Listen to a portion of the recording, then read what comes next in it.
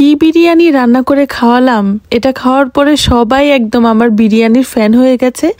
আর এই বিরিয়ানি রেসিপিটা আরও একবার রিকোয়েস্টেড রেসিপি ছিল। সো আমি দেরি না করে বাজার থেকে একদম ফ্রেশ বিফ মিট নিয়ে এসেছি।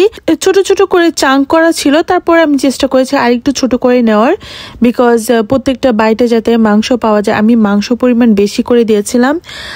আর এখানে আমি মশলা দিয়েছি, বেরেস্তা, আস্ত মশলা, গুঁড়ো মশলা সবই যাবে, বাটা মশলাও যাবে।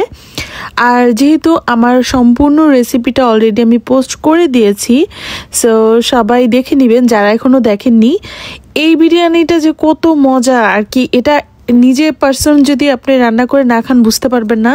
বিরিয়ানি খুব সিম্পলভাবে অনেকে রান্না করে ফেলেন, বাট একদম পিওর যদি আপনি একটা টেস্ট পেতে চান, মানে এই বিরিয়ানিটা চোখ বন্ধ করে রান্না করতে পারেন, এটা অনেক মজার। আর আমি কিন্তু ডিটেলসলি সব বলে দিয়েছি। হ্যাঁ, যদি কোনো প্রশ্ন থেকেও থাকে ইনকেস আমাকে কমেন্টে জানাতে পারেন বা ইনবক্সেও বলতে পারেন, আমি ডিটেলসলি বলে দিব।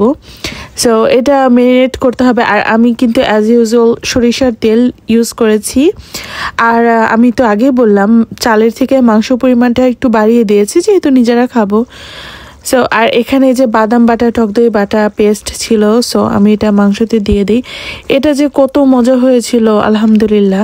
আরেক চুলার সাইডে আমি চিকেন বিরিয়ানিও করছিলাম, যেহেতু আমার হাজব্যান্ড সে বিফ খায় না, সো তার জন্য চিকেন রান্না করতে হয়। So that's it today. দেখার জন্য অনেক অনেক ধন্যবাদ। আর অবশ্যই রেসিপিটা ট্রাই করে দেখবেন বাসায়। আল্লাহ হাফিজ।